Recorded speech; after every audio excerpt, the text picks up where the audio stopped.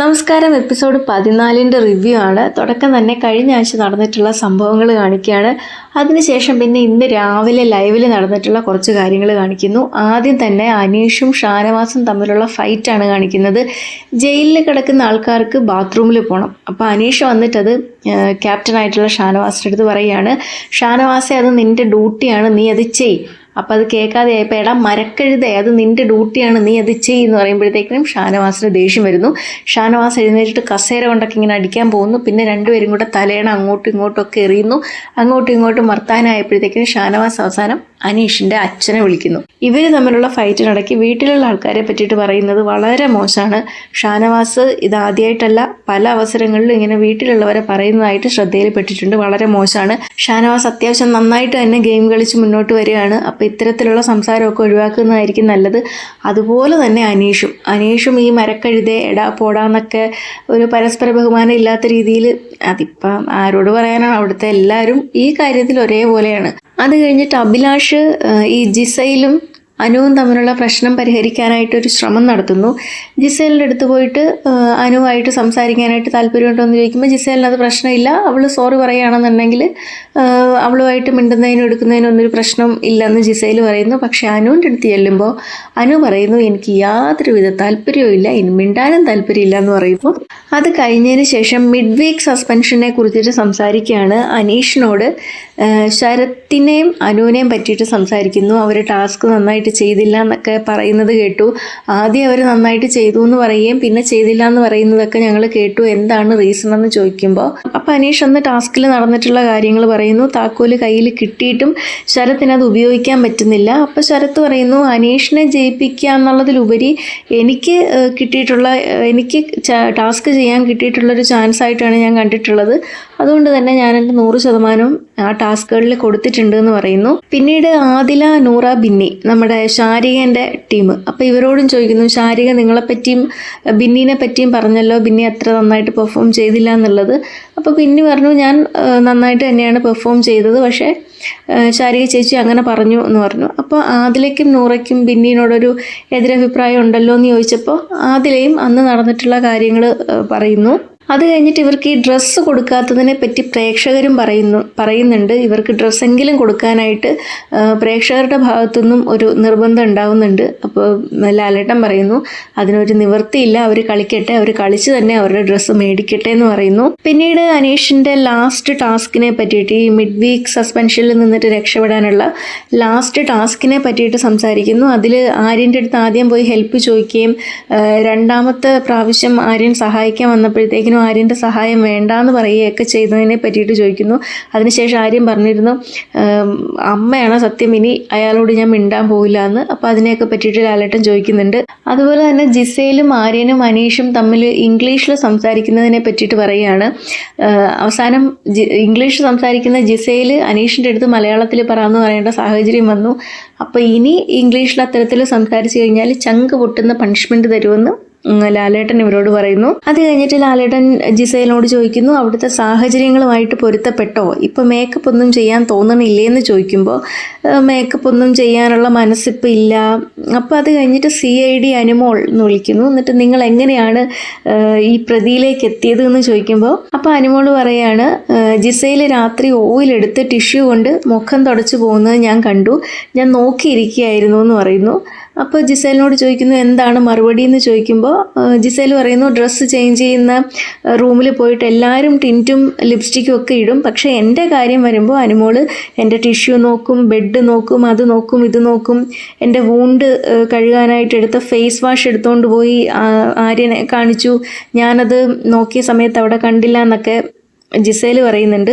പിന്നെ കിച്ചണിൽ ക്യാപ്റ്റൻ്റെ സമ്മതമില്ലാതെ ഫുഡ് എടുത്തിട്ട് പോകുന്നു എന്നൊക്കെ പറയുന്നു. അപ്പോൾ ലാലേട്ടൻ ചോദിക്കുന്നു, അവിടെയുള്ള ബാക്കി ആരെങ്കിലും കണ്ടോ അനുമോൾ ഫുഡ് എടുത്തിട്ട് പോകുന്നതെന്ന് ചോദിക്കുമ്പോൾ ആരും കണ്ടില്ല എന്ന് പറയുന്നു. പിന്നീട് ജിസേലിനോട് ചോദിക്കുന്നത്, ജിസേലിൻ്റെ സാധനങ്ങൾ എന്തെങ്കിലും അവിടുന്ന് കാണാതെ പോയിട്ടുണ്ടോ എന്നാണ്. അപ്പോൾ ജിസേൽ പറയുന്നു, ഒരു വീക്ക് മുൻപ് എൻ്റെ 2 സാധനങ്ങൾ കാണാതെ പോയി, പെർഫ്യൂമും ബ്രേസ്ലെറ്റും കാണാതെ പോയിന്ന്. അപ്പോൾ ആരെങ്കിലും സംശയം ഉണ്ടോ എന്ന് ചോദിക്കുമ്പോൾ ബിഗ് ബോസിലെ ആസ്ഥാന കള്ളനായിട്ടുള്ള പിന്നെ നെവിൻ്റെ അടുത്ത് ഞാൻ ചോദിച്ചിരുന്നു എന്ന് ജിസയിൽ പറയുന്നു. അപ്പോൾ ലാലേട്ടൻ ചോദിക്കുന്നു, അനുമോൾ എടുത്തോന്ന് സംശയമുണ്ടോ എന്ന് ചോദിക്കുമ്പോൾ ജിസയിൽ പറയുന്നു എൻ്റെ ബെഡൊക്കെ 4 പ്രാവശ്യം പരിശോധിച്ചിട്ടുള്ളത് കൊണ്ട് അനുമോളെയും സംശയിക്കുന്നു എന്ന് പറയുന്നു.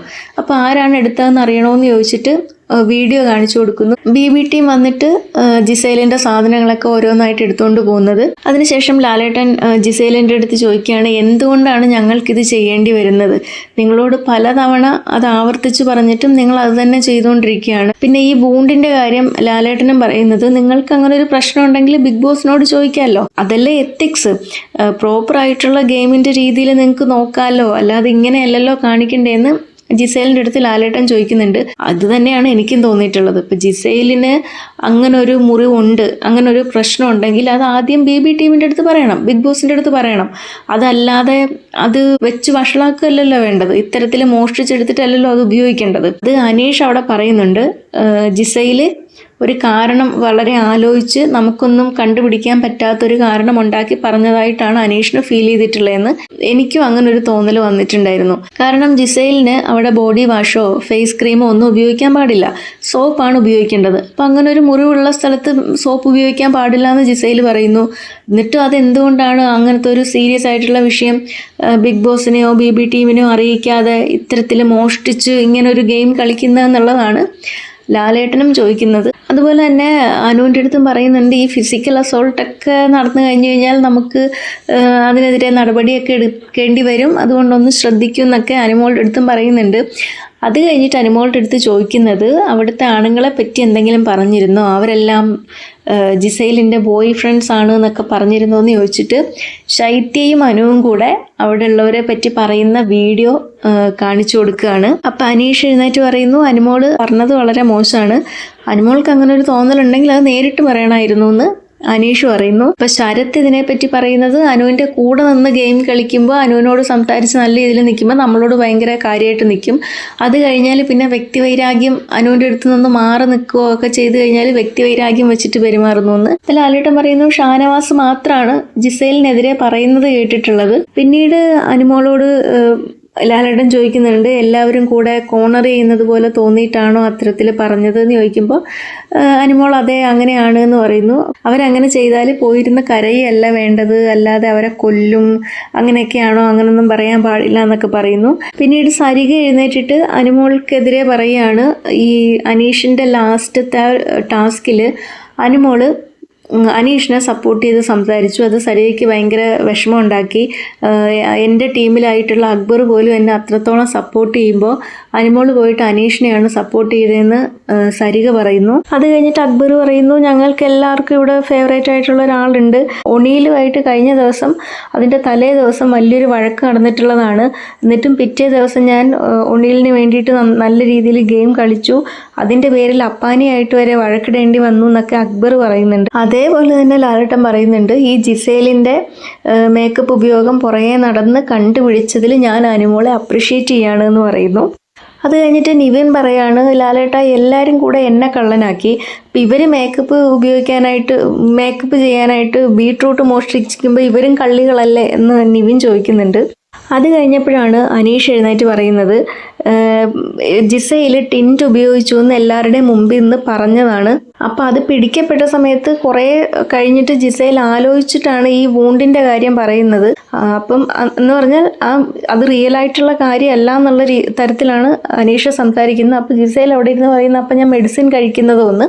അതിനുശേഷം ഈ റാങ്കിങ് ടാസ്കിനെ പറ്റിയിട്ട് സംസാരിക്കുകയാണ്. അനീഷിനെ എഴുന്നേൽപ്പിച്ച് നിർത്തിയിട്ട് അനീഷിനോട് ചോദിക്കുന്നു, ഈ അഖിൽമാരാര്, സാബു, റിയാസ്, ആര്യ ഇവരെയൊക്കെ പറ്റിയിട്ടുള്ള അഭിപ്രായം എന്താണ്, നിങ്ങൾ ബിഗ് ബോസ് കണ്ടതല്ലേ, അപ്പോൾ അഭിപ്രായം എന്താണെന്ന് ചോദിക്കുമ്പോൾ അനീഷ് പറയുന്നു, അവരൊക്കെ അവരുടെ ഇമോഷൻസൊക്കെ പുറത്ത് കാണിച്ച് നിന്ന് ഗെയിം കളിച്ചതായിട്ടാണ് തോന്നുന്നത്.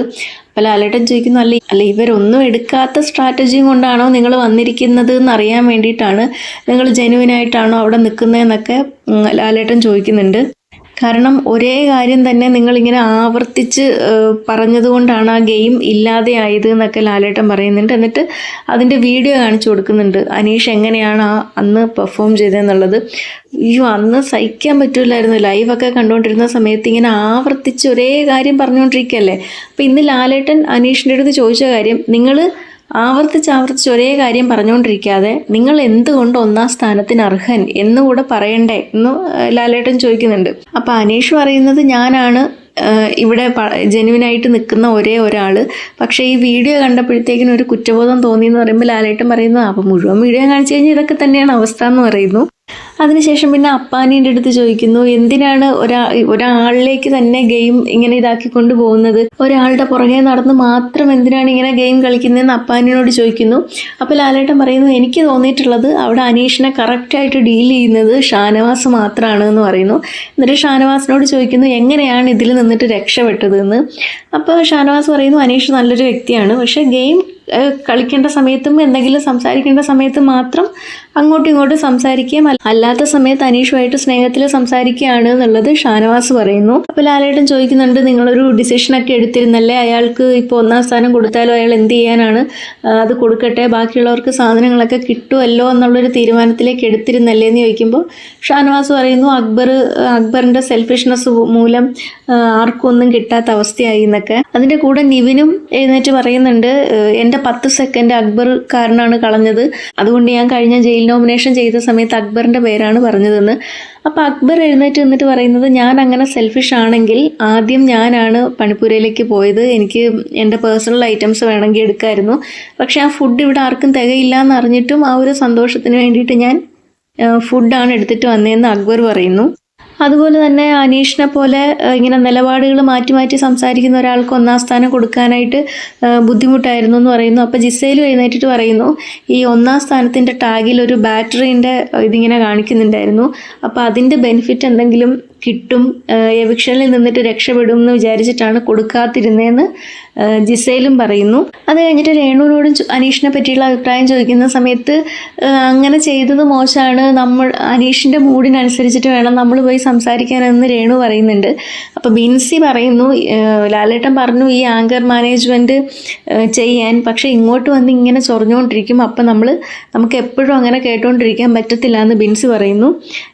അപ്പം നൂറേൻ്റെ അടുത്ത് ചോദിക്കുമ്പോൾ നൂറേ പറയുന്നു അത് അങ്ങനെ ചെയ്തത് മോശമാണ് എന്നുള്ള ഇങ്ങനെ പതിയെ പറയുമ്പോൾ ലാലേട്ടൻ ചോദിക്കുന്നു നൂറ അധികം സംസാരിക്കാറില്ലേ, എപ്പോഴും ആദിലയാണ് സംസാരിക്കുന്നത് കേൾക്കുന്നതെന്ന് പറയുന്നു. തമ്മിൽ തല്ലിക്കോ? അതിനുശേഷം വീണ്ടും അനീഷിൻ്റെ അടുത്ത് അനീഷ് അവിടെ ജെനുവിനായിട്ടൊക്കെ ആണോ നിൽക്കുന്നതെന്ന് ചോദിക്കുമ്പോൾ അനീഷ് പറയുന്നു ഞാനാണ് ആകെ ഈ വീട്ടിൽ ജെനുവിനായിട്ട് നിൽക്കുന്ന ഒരാളെന്ന്. അപ്പോൾ ലാലേട്ടൻ പറയുന്നു നമ്മൾ ജെനുവിനാണെന്ന് നമ്മളല്ലല്ലോ പറയണ്ടേ, അത് മറ്റുള്ളവരല്ലേ എന്ന് പറയുമ്പോൾ എല്ലാവരും കൂടെ കൈയടിക്കുന്നു. അത് കഴിഞ്ഞിട്ട് ഇവർക്കൊരു ഗെയിം കൊടുക്കുകയാണ്.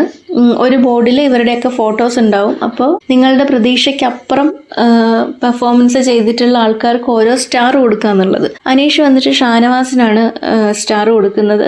ക്യാപ്റ്റൻ എന്നുള്ള നിലയ്ക്ക് ഇവിടെ കൈകാര്യം ചെയ്യാൻ വളരെ ബുദ്ധിമുട്ടുള്ള പ്രശ്നങ്ങളുണ്ടായി, അത് വളരെ തന്ത്രപൂർവ്വം ഷാനവാസ് ഹാൻഡിൽ ചെയ്തു എന്ന് അനീഷ് പറയുന്നു. അഭിലാഷ് വന്നിട്ട് ജിസേലിനാണ് കൊടുക്കുന്നത്, ജിസേൽ നല്ലൊരു വ്യക്തിയാണ് എന്ന് പറയുന്നു. ഷാനവാസ് വന്നിട്ട് ജിസേലിനാണ് കൊടുക്കുന്നത്, ജിസേൽ കിച്ചൺ ടീമിലായിരുന്നു, അപ്പോൾ ഫുഡിൻ്റെ കാര്യങ്ങൾ വളരെ നന്നായിട്ട് ചെയ്തു എന്ന് പറയുന്നു. ആദിലെ നൂറെ വന്നിട്ട് അനീഷിനാണ് നന്നായിട്ട് ഹാർഡ് വർക്ക് ചെയ്ത് പോയിൻറ്റ്സ് മുകളിലെത്തിച്ചു എന്ന് പറയുന്നു. സരിക വന്നിട്ടും അനീഷിനാണ് സ്റ്റാർ കൊടുക്കുന്നത്. സരിക പറയുന്നത് ഇവിടെ എല്ലാവർക്കും എന്തെങ്കിലും പ്രശ്നം ഉണ്ടെങ്കിലും അത് മനസ്സിൽ വെച്ചിട്ട് നടക്കും, പക്ഷേ അനീഷ് അങ്ങനെയല്ല, അവിടെ അത് പറയും, അത് വിടും, പിന്നെ അതും മനസ്സിൽ വെച്ച് നടക്കില്ല എന്ന് പറയുന്നു. ബിൻസി വരുന്നു. ബിൻസി വന്നിട്ട് ശരത്തിനാണ് കൊടുക്കുന്നത്.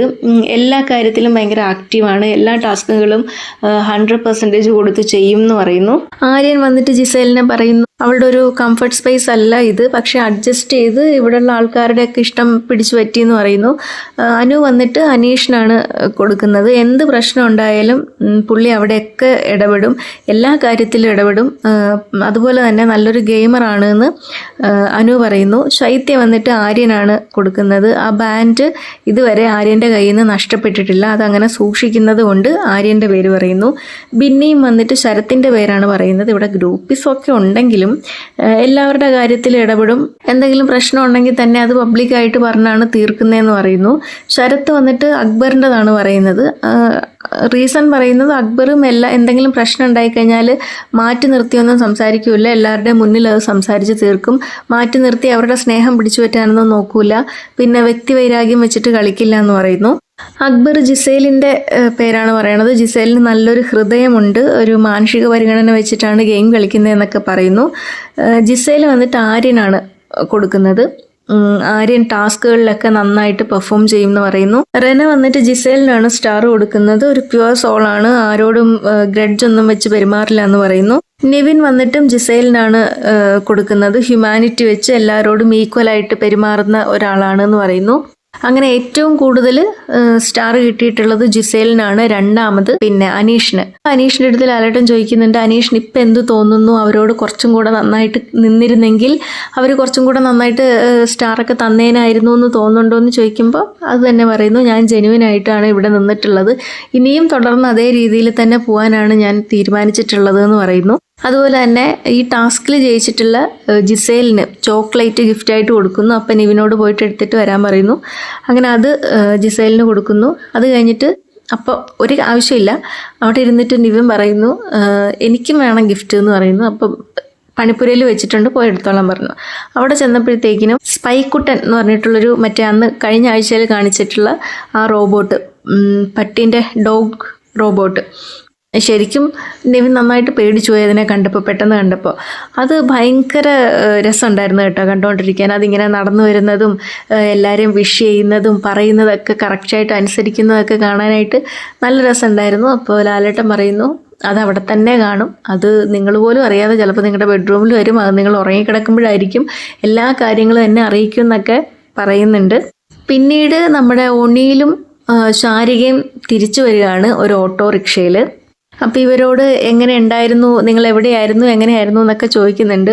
അപ്പോൾ ഇവർ രണ്ടുപേരും പറയുന്നു, ജയിലിൽ കിടന്നതുപോലെയായിരുന്നു, ഭയങ്കര മോശമായിരുന്നു, ബാഡ് സ്വപ്നങ്ങളൊക്കെയാണ് കണ്ടുകൊണ്ടിരുന്നതെന്നൊക്കെ ഇവർ രണ്ടുപേരും പറയുന്നുണ്ട്. അത് കഴിഞ്ഞതിന് ശേഷം എവിക്ഷനാണ് കാണിക്കുന്നത്. അപ്പോൾ ഇവർ വന്ന ഓട്ടോ പുറത്ത് വെയിറ്റിംഗ് ആണ്.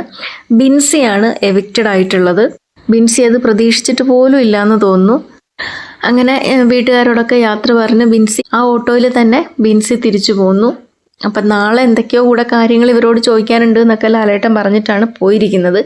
ഇത്രയൊക്കെയാണ് ഇന്നത്തെ എപ്പിസോഡിൽ ഉണ്ടായിരുന്നത്. വലിയ തരക്കേടില്ലാത്ത ഒരു എപ്പിസോഡ്.